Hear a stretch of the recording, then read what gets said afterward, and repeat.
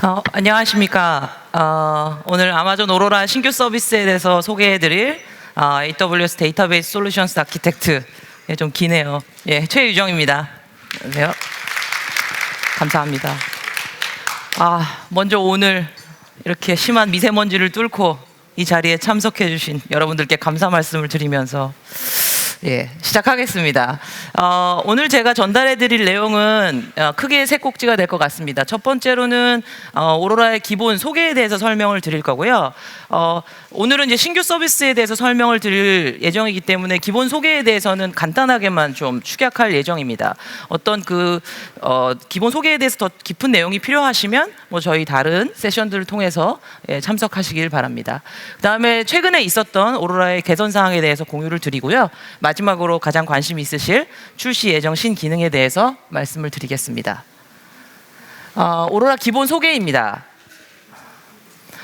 아마존 오로라는 클라우드에 최적화된 관계형 데이터베이스라는 저희가 타이틀이 있습니다.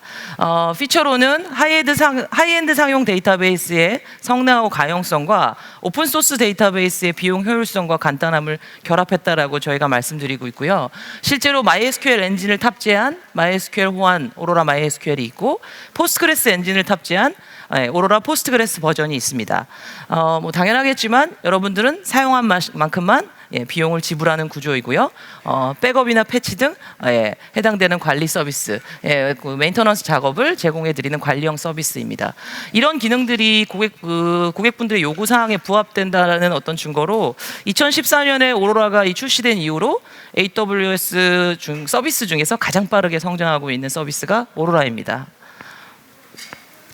이제까지 지금 사용을 많이 해오셨던, 특히 온프레미스에서 사용하셨던 기존 데이터베이스에 잠깐 살펴보겠습니다. 기존 데이터베이스를 보시면 파싱이나 익스큐션을 처리하는 SQL 레이어가 있으실 거고요.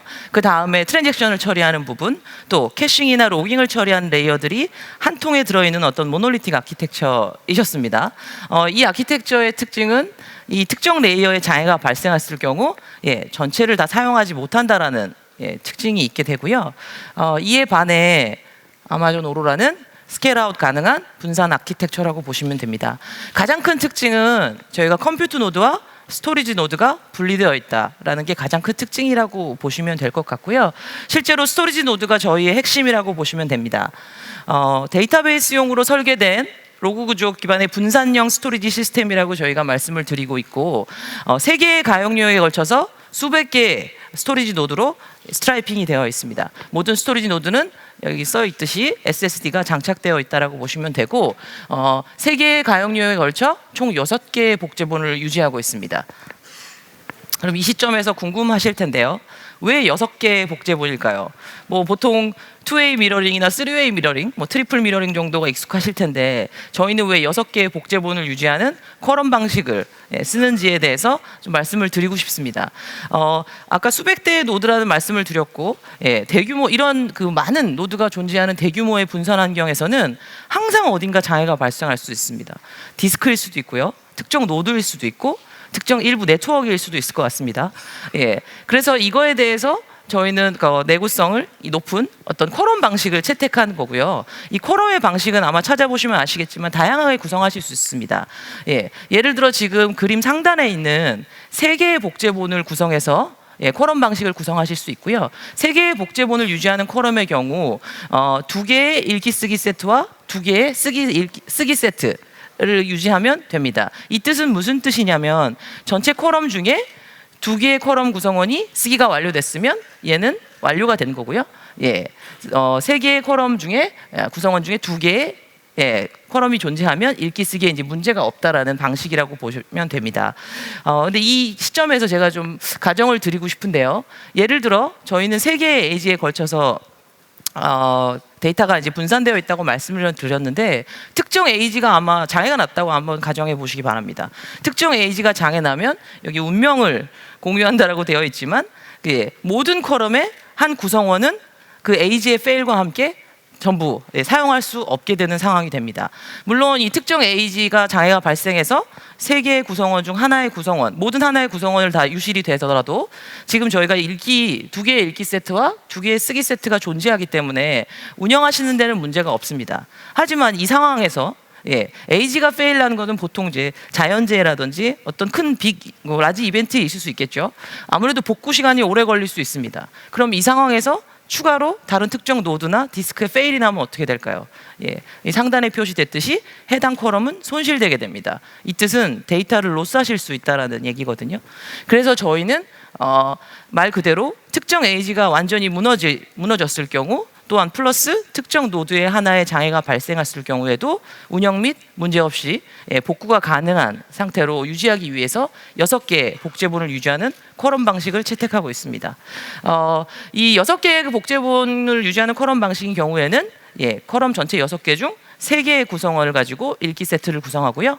4개의 구성원을 가지고 쓰기 세트를 구성합니다. 이 뜻은 6개 중 4개의 쿼럼에 대해서 쓰기가 완료되면 해당 쓰기는 완료됐다라고 이해하시면 될 것 같습니다. 이 부분은 나중에 저희 신규 서비스 설명할 때 참조를 하셔야 돼서 좀 이해를 해주시는 게 좋을 것 같아서 넣었고요. 그다음에 오로라의 장애 복구에 대해서 좀 설명을 드리고 싶습니다. 저희는 아까 그 로그 기반의 분산형 스토리지 시스템이라고 말씀을 드렸고요. 기본적으로 모든 로드 레코드는 로그 시퀀스 넘버라는 LSN을 가집니다. 그래서 지금 이 좌측에 보이는 그림을 보시면 아까 말씀드렸듯이 저희는 6개의 복제본을 가지고 분산이 되어 있다고 말씀을 드렸는데 그 6개의 복제본은 특정 어딘가의 노드에 당연히 있을 겁니다. 그 해당 스토리지 노드의 한 단면이라고 보시면 될 것 같고요. 실제로 데이터는 쭉 저희가 로그라는 것을 저희가 LSN이라는 것은 발생하는 순서로 계속 앞으로 이제 전진하는 숫자거든요. 그래서 그 숫자에 대해서 기본적으로 계속 시퀀셜하게 데이터는 쌓여갈 겁니다. 그게 이 상단에 보여지는 그림이시고 중간중간에 이제 갭이 보이실 텐데요. 이 갭인 이유는 저희가 아까 잠깐 방금 전에 말씀드렸듯이 6개의 복제본 중 4개의 쓰기가 완료되면 쓰기가 완료됐다라고 저희가 이제 클라이언트에 피드백을 주고요. 나머지 2개에 대해서는 어싱크 방식으로 마저 6개의 복제본을 채우는 구조입니다. 그렇게 보면 잘 생각해 보시면 어떤 6개의 노드 중에 4개는 저희가 싱크 방식이지만 나머지 2개는 결국에는 어떤 시점에서는 아직 복제가 안 되는 상황이 있을 수 있겠죠. 그런 것을 이제 갭이라고 보시면 됩니다. 그런데 이런 상황 중에서 크래시가 발생했을 경우를 생각해 보시면 이 오로라는 어떻게 복제하는지에 대해서 조금 설명을 LSN 기반으로 드리고자 합니다. 기본적으로 쿼럼에 대해서 지금 말씀을 드리고 있고 저희는 크게 2가지의 LSN을 관리합니다. 첫 번째로 이제 볼륨 컴플리트 LSN이라고 해서 저희가 VCL이라고 설명을 드리고요. 이 부분은 방금 계속 누차 말씀드리는 쿼럼의 조건에 충족하는 충족한 시점에 대해서 가장 최신 시점에 대해서 갖고 있는 볼륨 LSN, 볼륨 컴플리트 LSN이 존재합니다. 그리고 이 시점은 솔직히 저희 그 엔드 유저 입장에서는 볼륨 컴플리트가 중요한 게 아니라 커밋이 정말 제대로 돼서 내 데이터가 유실되지 않는 것이 중요하시잖아요. 그래서 커밋된 데이터 중에서 가장 최신의 데이터 시점을 가리키고 있는 부분이 컨시스턴시 포인트 LSN 해서 저희는 CPL이라는 시점을 유지하게 됩니다. 그러면 이제 뭐 2가지의 설명에 대해서 드렸는데 실제 장애가 발생을 했을 경우 실제로 이제 데이터베이스를 복구를 하려고 보고 인스턴스가 뜨기 전에 일반 데이터베이스 같은 경우에는 커밋된 데이터에 대해서는 리두를 반영하고 롤백돼야 될 데이터에 대해서는 언두 프로세싱을 반영하게 될 거죠. 저희 같은 경우에는 그런 작업 필요 없이 인스턴스가 모든 스토리지 노드를 열어서 6개가 되겠죠. 6개가 돼서 해당 CPL과 VCL을 확인한 후에 CPL 이후에 변경된 데이터에 대해서는 전부 삭제하게 됩니다. 이런 알고리즘을 통해서 실제로 저희는 매 커밋마다 저희가 분산 시스템에도 불구하고 투페이지 커밋이 이제 불필요하게 되고요. 그리고 방금 전 말씀드렸듯이 오픈 전에 리두나 언두 프로세싱이 불필요한 상황이 되게 되겠습니다. 여기까지가 뭐 간략하게 저희 오로라 소개에 대해서 설명을 드렸고요. 최근 개선 사항에 대해서 좀 설명을 드리겠습니다. 지난 8월이라서 최근이라고 하긴 조금 그럴 수 있겠지만 빠른 데이터베이스 복제 기능입니다. 보통 클로닝이라고도 많이들 하시는데 실제로 스토리지 중복 비용 없이 데이터베이스의 복제본을 생성하는 기능입니다. 실제로 이 부분은 그 클론 데이터베이스 복제본을 클릭해서 생성하겠다고 클릭하시면 실제로 그 복제 인스턴스가 생성하는 시간 거의 수분 내에 데이터베이스가 생성된다라고 보시면 됩니다. 이 이유는 이게 가능한 이유는 실제로 데이터를 복제하지 않습니다. 그럼 언제 복제를 할까요? 복제 인스턴스를 생성을 하시고 거기에 실제 워크로드를 주실 거잖아요. 뭐 업데이트나 딜리트나 인서트를 주셔서 데이터를 조작을 하시면 그 시점에 어떤 카피 온 라이트 개념으로 원본 저희가 피지컬한 페이지를 가져서 복제하고 거기에 여러분들이 반영하고자 하는 데이터를 반영하는 방식으로 저희가 진행이 된다고 보시면 됩니다. 그래서 주요 사용 사례로는 당연히 이제 운영하시다가 어떤 특정 시점에 대해서 여러 가지 테스트를 하고 싶으시잖아요. 대표적으로 뭐 QA 같은 걸 하고 싶고 볼륨이 너무 적은 데이터를 가지고 개발 테스트를 하기는 어려우니 거의 운영 서버와 거의 동일한 데이터에 대해서 테스트를 하고 싶으실 때 주로 많이 사용하시게 되고요. 그리고 이 경우 복제를 하시고 나서 이 원본 데이터베이스를 삭제하시더라도 이 복제 데이터베이스는 자기 그대로 유지가 되고 그대로 사용하실 수가 있습니다. 그래서 이 기능을 사용하면 여러분들이 원하는 구조로 데이터를 뭔가 재편승하신다든지 여기 쓰여 있듯이 재구성, 어떤 오브젝트들을 좀 재구성하실 때 이 기능을 사용하실 수 있습니다. 그리고 뭐 세 번째로 나와 있지만 실제로 뭐 DB 부하 없이 뭐 로드 테스트를 하신다든지 뭐 파라메터라든지 여기 어떤 패치에 대해서 테스트하고 싶으실 경우에 이제 복제본을 떠서 테스트를 하시면 될 것 같습니다. 다음으로는 10월 달에 발표된 기능이고요. 싱크로너스 키 프리 패치입니다. 이 부분은 약간 그 튜닝 쪽에 대해서 조금 내용이 들어가는 내용인데 실제로 이제 MySQL에서 배치드 키 액세스 조인 알고리즘과 멀티레인지 리드를 하는 쿼리에 저희가 성능을 개선하는 기능이라고 보시면 되고요. 실제로 두 개의 테이블을 조인 시 그 이너 테이블, 드리븐 테이블을 액세스할 때 보조 인덱스에서 이제 PK 인덱스로 룩업을 할 때 기본적으로 백그라운드 스레드가 비동기 방식으로 해당되는 페이지가 메모리에 없다면 디스크에 있는 페이지를 메모리로 캐싱하는 기능입니다.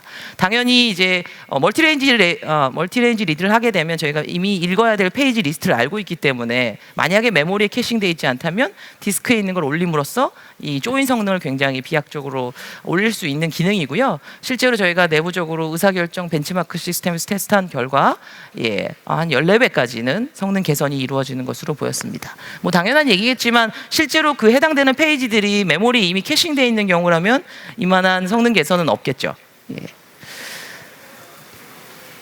다음은 10월 달에 발표된 내용입니다. 오로라 포스트그레스 많은 분들이 기다리셨고 포스트그레스가 이제 발표가 됐고요. 포스트그레스 9.6과 호환되는 버전입니다.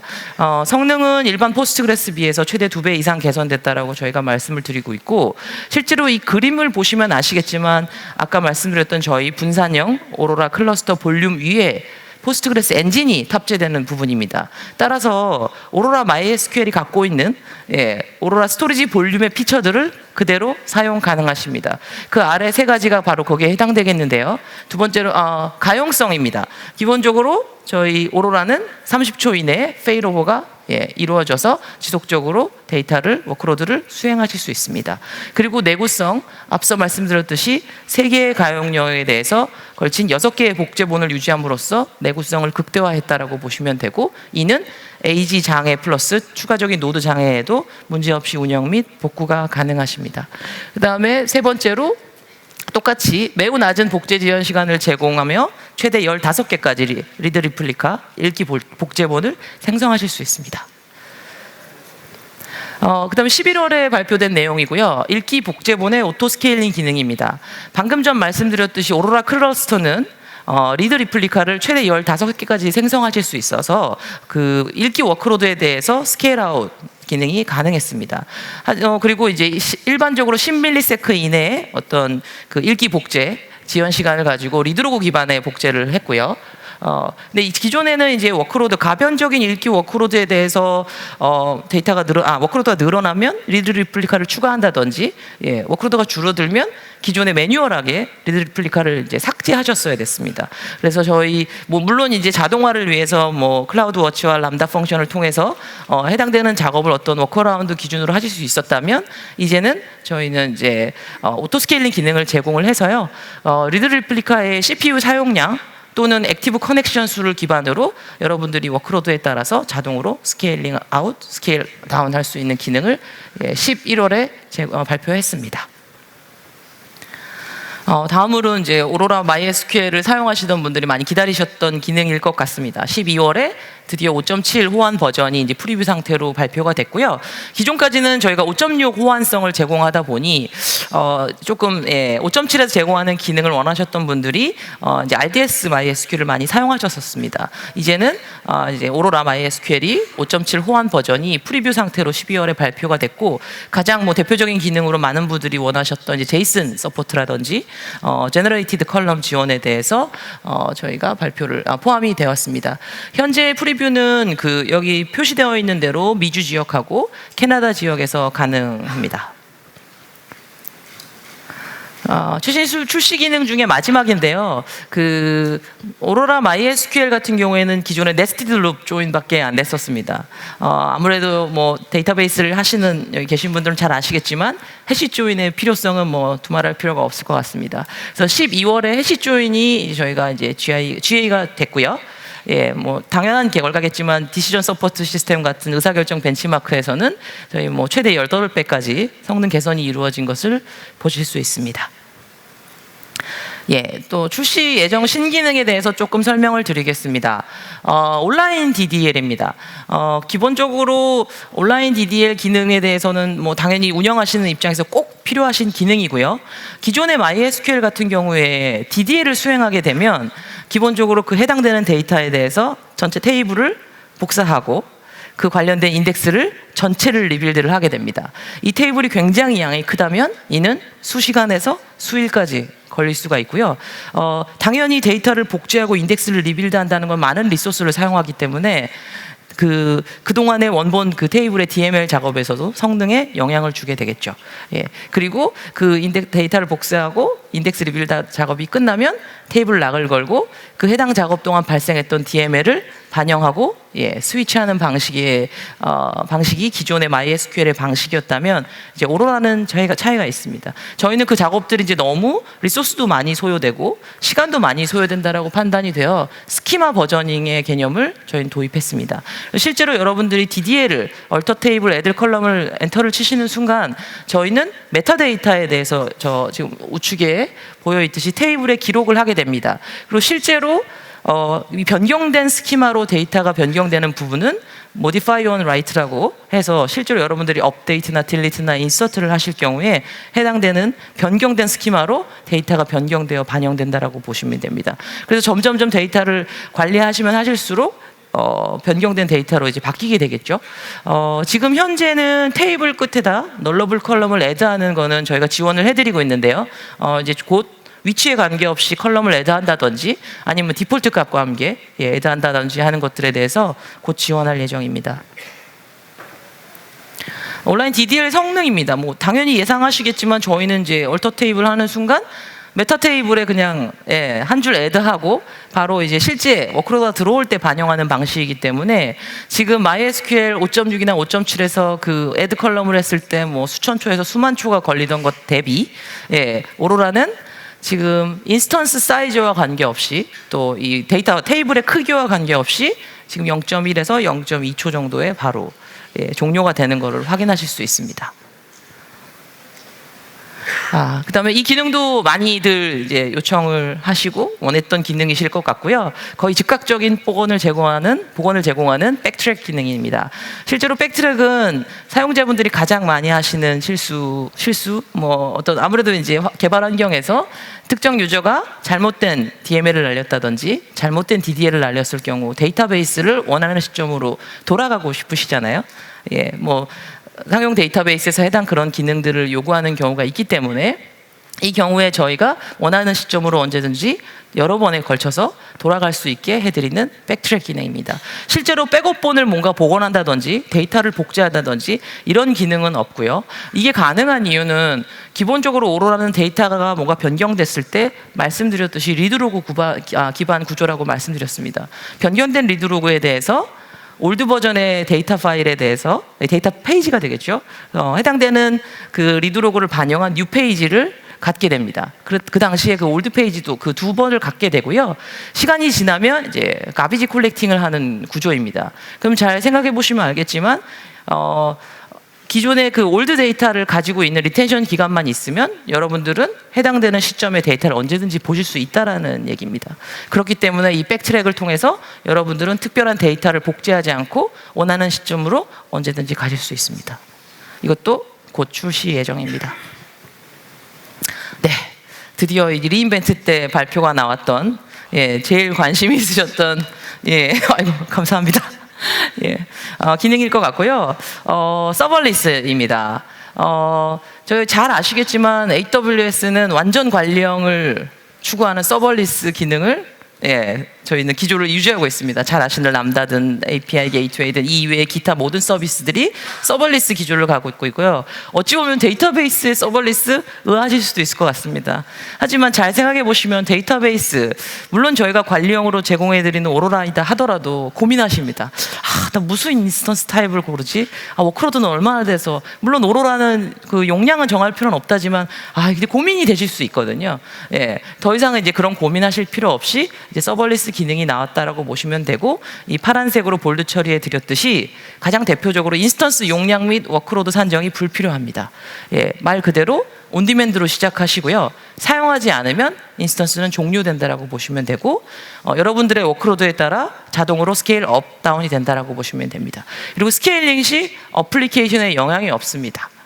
그 다음에 최소 1분까지가 이제 매니토리고, 그 이후에는 초단위 과금이라고 보시면 될 것 같습니다. 그럼 이게 내부적으로 어떻게 동작하는지 조금 더 자세히 보겠습니다. 실제로 여러분들이 오로라 서벌리스 데이터베이스를 쓰겠다고 하셔서 이제 크리에이트를 하시면 이 총 3가지의 작업이 진행됩니다. 첫 번째로는 여러분들이 어플리케이션 커넥터를 위한 VPC 엔드포인트 생성이라고 되어 있지만, 말이 좀 어렵지만 여러분들이 와스든 투티어 환경에서 어플리케이션에서 접속해야 될 데이터베이스 엔드포인트 정보가 필요하시잖아요. 그 정보를 생성해 드리고요. 두 번째로는 접속 처리를 위한 리퀘스트 라우터를 초기화합니다. 여러분들이 말 그대로 SQL을 수행하셨을 때, 아니면 워크로드가 점점 늘었을 때 이런 것들을 처리할 수 있는 리퀘스트 라우터를 초기화하고요. 세 번째로는 오늘 계속 말씀드리지만 오로라 클러스터 볼륨을 생성하게 됩니다. 참고로 오로라 스토리지 볼륨은 10기가부터 시작해서 64테라까지 여러분들의 데이터에 따라서 자동으로 확장됩니다. 그럼 실제 이 시점까지도 데이터베이스 인스턴스는 프로비저닝 되지 않았습니다. 그렇다면 언제 될까요? 여기 써 있듯이 여러분들이 실제로 SQL 쿼리를 수행을 해서 리퀘스트를 주시면 첫 번째 요청이 발생 시 프로비저닝 됩니다. 첫 번째 요청에 인스턴스를 프로비저닝 시키고요. 이는 1에서 3초 정도 소요된다라고 나와 있습니다. 굉장히 짧은 시간인데 이게 가능한 이유는, 이 그림 우측에 보시면 알겠지만 저희가 다양한 종류의 다양한 크기의 인스턴스 타입에 대해서 풀을 구성하고 있습니다. 그래서 실제로 리퀘스트를 던지셨을 때 이 해당되는 인스턴스들에서 하나를 가져다가 매핑을 시킨다라고 보시면 되고요. 해당 세션을 넘겨드린다라고 보시면 됩니다. 인스턴스는 작업부에 따라서 자동 스케일 업다운 되며 이도 1초에서 3초라고 소요된다고 되어 있는데, 같은 논리가 되겠죠. 워크로드를 쭉 봤다가 스케일 업이 필요하다고 하면 당연히 더 큰 사이즈의 인스턴스를 가져다가, 여기 그림에 같은 경우에 이제 스케일 다운이 되겠네요. 현재 인스턴스보다 워크로드가 줄었을 경우에는 이 원풀에서 작은 규모의 인스턴스를 가져다가 신규 인스턴스로 붙인 후에 세션을 넘겨드리게 됩니다. 그리고 사용자가 지정한 비활성화 기간, 예를 들어 나는 6시간 정도 이후에는 쓰지 않겠다. 6시간 동안 리퀘스트가 없으면 이거는 내려달라고 뭔가 지정하시면 그 뒤에는 인스턴스는 당연히 이제 중단이 되게 되고요. 스케일링 작업은 누차 말씀드렸지, 사용자 세션을 종료하지 않고요. 세션 정보를 저장했다가 신규 인스턴스가 교체되는 시 이 세션을 넘겨드린다라고 보시면 될 것 같습니다. 인스턴스는 이런 식으로 동작을 하고, 스토리지는 좀 당연히 이제 다르겠죠. 여러분들이 처음 생성하셨을 때 오로라 스토리지가 10기가로 시작해서 생성됐고, 여러분들이 쭉 사용하시다가 명시적으로 삭제하시게 되면 이제 그때 삭제하게 됩니다. 다음은 멀티 마스터입니다. 기존의 오로라 클러스터는 1개의 라이터와 최대 15개의 리드 리플리카, 읽기 복제본을 지원했습니다. 그래서 원하시는 경우에 저희 11월에 오토 스케일링 기능도 나왔지만, 원하시는 때 읽기 성능에 대해서 자연스럽게 성능 확장을 하실 수가 있었습니다. 드디어 저희가 읽기 및 쓰기까지 성능 확장하실 수 있는 멀티 마스터가 발표를 했고요. 예, 여러 데이터 센터에 걸쳐서 읽기 및 쓰기 확장 가능한 첫 번째 관계형 서비스입니다. 저희의 클러스터 내 다수의 라이터가 가능하다라고 보시면 되고요. 이전에 실제로 당연히 이제 멀티마스터가 생기고 라이트가 여러 개의 노드에서 발생하다 보면 가장 궁금하신 거는 일관성을 어떻게 유지할 것이냐에 대해 제일 궁금하실 것 같습니다. 그럼 저희의 오로라의 일관성을 어떻게 유지하는지에 대해서 살펴보기 전에 기존의 전통적인 방식의 여러 노드, 멀티마스터를 유지하는 솔루션들은 어떻게 일관성을 유지하는지에 대해서 좀 살펴보고자 하고요. 크게 두 가지가 있다라고 보시면 될 것 같습니다. 첫 번째로는 쉐어드 디스크 환경입니다. 뭐 예상되시겠지만, 쉐어드 디스크가 있고 각자의 이제 멀티 마스터가 있고요. 여러 개의 노드에서 이런 구조의 경우에는 디스크는 쉐어링하고 있고요. 결국엔 메모리 레벨에서 캐시 레이어 레벨에서만 일관성을 이루면 되겠죠. 그래서 이거의 아키텍처의 장점은 모든 노드에서 모든 데이터를 사용 가능합니다. 그러면 어플리케이션 개발이 용이하고요. 뭐 지금 멀티 프로세서 같은 뭐 캐시 일관성이라고 하지만 잘 아시겠지만 뭐 오라클의 경우에 이런 구조가 되겠죠. 캐시 쿼리에 어떤 데이터를 주기적으로 교환함으로써 데이터 일관성을 유지하는 것을 잘 알고 계실 것 같습니다. 하지만 이 구조의 단점은 락 단위로 캐시 일관성을 위해서 인터노드 간에 지속적으로 트래픽이 많이 발생하게 되고요. 뭐 그로 인해서 네트워크 비용이 발생할 수 있습니다. 그리고 이 쉐어드 디스크의 어떤 특징이기도 할 수 있겠지만 핫블럭이 발생하면 당연히 성능이 이제 쭉 저하가 될 수 있겠죠. 다음으로는 쉐어드 나싱 구조입니다. 방금 전이 쉐어드 디스크 구조였다면 쉐어드 나싱 구조에서는 결국엔 분산 환경에서의 일관성을 유지하기 위해서는 투페이즈 커밋을 하신다든지 아니면 분산 환경에 팩소스 프로토콜을 이용한 커밋을 통해서 일관성을 유지하셔야 됩니다. 이 경우에는 아예 노드가 분리되어 있고 디스크도 분리되어 있기 때문에 SQL 레이어에서 SQL을 쪼개서 이제 수행하시게 되겠고요. 지금 여기 써 있듯이 쿼리가 데이터 노드별로 분리되어 실행이 되고요. 뭐 앞장보다는 당연히 캐시 일관성을 위한 어떤 트래픽은 거의 없겠죠. 그리고 이 아키텍처의 가장 큰 장점은 확장이 유연하다라는 겁니다. 하지만 이 부분은 단점도 당연히 조금 존재할 수 있겠는데요. 투페이즈 커밋이라든지 이 전체 여러 멀티마스터 상황에서 특정 노드가 다운됐다라든지 이슈가 발생했을 경우 멤버십 변경이 필요합니다.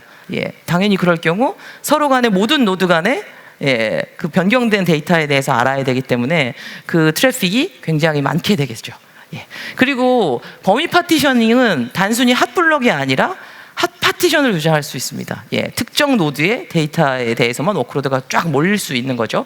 그럴 경우에는 이제 리파티셔닝을 당연히 하셔야 되는데 뭐 여기 계신 분들 잘 아시겠지만 굉장히 좀 비용이 많이 드는 작업입니다. 그리고 이 경우에 이제 크로스 파티션 작업은 예를 들어서 이 여러 개의 노드로 흩어져 있는 데이터들을 굉장히 여러 개로 읽을 때 읽어서 뭔가 조인을 한다든지 크로스 파티션 작업은 당연히 데이터를 끌어서 서로를 맞춰서 조합해야 되는 비용이 많이 발생해서 어떤 작은 범위 처리에 적합하다라고 보실 수 있습니다.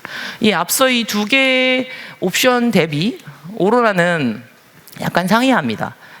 저희는 이제 분산 원장을 통한 컨플릭트 해결이라고 이제 타이틀이 되어 있는데요. 저희의 가장 큰 특징은 컴퓨터 노드와 스토리지 노드가 분리되어 있다라고 말씀을 드렸습니다.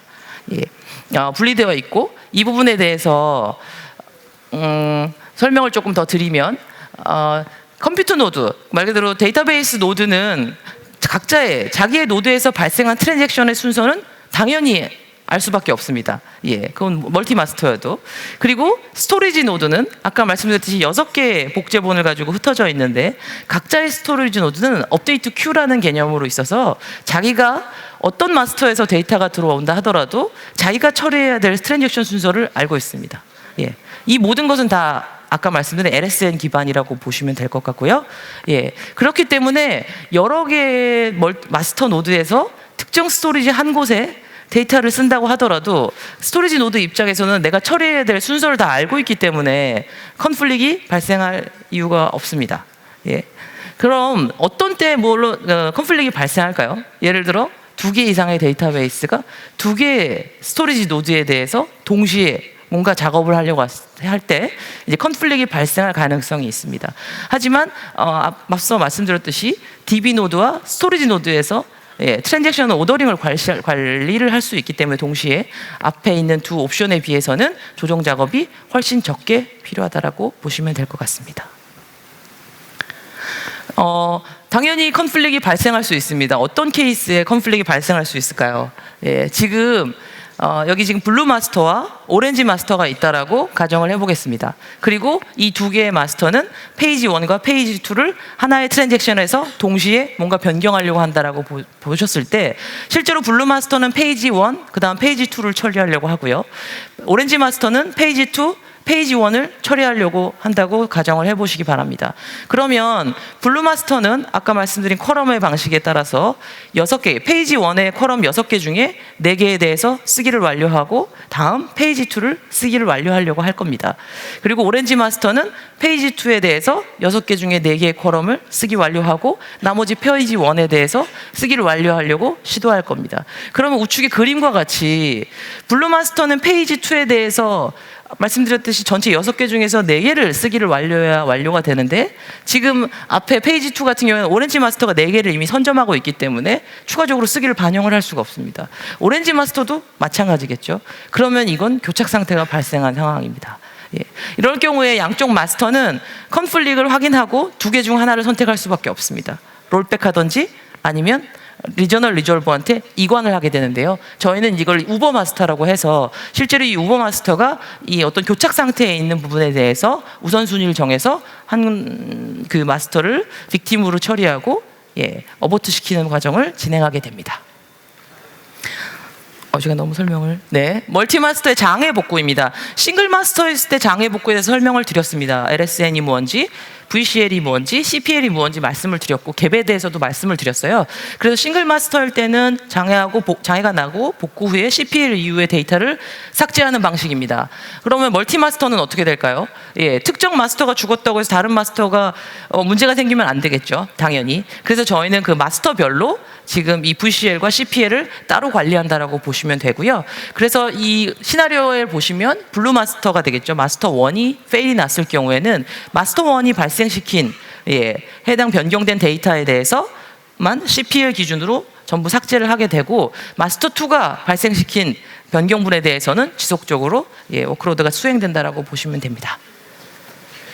그 다음에 저희가 이제 멀티 리전, 멀티 마스터입니다. 이 부분은 조금 더 기다려 주셔야 될 것 같고요.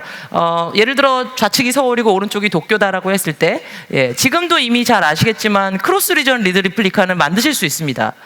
그거는 이제 빈로그 방식으로 데이터를 이제 복제하는 방식이라고 보시면 되고, 이거 같은 경우에는 지금 현재 구조로는 내 데이터에 대해서는 내 클러스터 볼륨에만 쓰실 수 있는 로컬 파티션이 존재하고요. 이 로컬 파티션은 리드로그 기반의 어떤 피지컬 리플리케이션으로 리모트, 저 멀티 리전, 다른 리전으로 복제되는 방식이라고 보시면 될 것 같습니다. 제가 이거는 조금 넘어가도록 하겠습니다. 마지막으로 패러렐 퀄입니다. 오로라 클러스터 볼륨은 수백 개의 노드로 스트라이핑 되어 있다고 말씀드렸습니다. 당연히 수백 개의 노드는 수천 개의 CPU를 갖고 있겠죠. 그래서 이 수천 개의 CPU를 이용해서 쿼리 프로세싱을 격렬화하고자 하는 것이 이 패러렐 쿼리의 특징입니다. 뭐 아시는 분은 아시겠지만 엑사데이터가 이 스마트 스캐너 관련돼서 유사한 기능을 갖고 있고요. 저희도 이 패러렐 프로세싱을 진행하려고 이제 발표를 해드렸고, 실제로 스토리지 레이어에서 데이터를 처리하면서 당연히 예상되시겠지만 스토리지 레이어에서 이미 어느 정도의 데이터를 미리 처리하면 데이터베이스 노드까지 가는 데이터가 확 줄게 되잖아요. 그러면 이제 네트워크 트래픽도 줄고 당연히 지연 시간도 줄게 됩니다. 하지만 당연히 지금 고려 사항은 있습니다. 스토리지 노드의 데이터가 예를 들어 파티셔닝 되어 있지 않다면 당연히 테이블 풀 스캔을 하셔야겠죠. 그리고 두 번째로 그 읽어드리는 스토리지 노드에서 읽어드리는 데이터에 대해서 아까 잠깐 말씀드렸듯이 저희는 올드 버전, 뉴 버전을 일단 다 가져간다라고 말씀을 드렸어요. 이거에 대해서 실제 변경 중인 경우에는 또 다른 처리가 좀 필요할 수 있습니다. 그다음에 세 번째로 읽기 뷰라고 해서 저희가 실제로 뭐 이건 아이솔레이션 레벨과 관련된 얘기지만 내가 리피터블 리드를 한다든지 리드 커밋을 한다든지 실제로 특정 시점에 데이터를 읽어야 되는 경우가 있잖아요. 다른 세션이 뭐 데이터를 변경했더라도 이런 것을 지원하기 위한 읽기 뷰가 최신의 데이터를 당연히 반영하지 않을 수 있습니다. 여러 세션들이 동시에 해당 페이지에 대해서 작업을 하기 때문에. 그리고 마지막으로 모든 함수가 스토리지 노드로 이관되지는 않습니다. 그러면 이 패러렐 프로세싱이 어떻게 헤드노드, 그러니까 데이터베이스 노드와 실제로 스토리지 노드에서 어떻게 구현되는지에 대해서 좀 간단하게 설명을 드리겠습니다. 쿼리 옵티마이저는 패러렐 쿼리 실행 계획을 당연히 작성을 해야 될 거고요. 그 다음에 해당되는 그 페이지 정보를 기반으로 컨텍스트를 생성합니다. 이 컨텍스트에는 다음 페이지에 나오겠네요. 죄송합니다. 예, 그 해당 컨텍스트를 스토리지에 전달하게 되고요.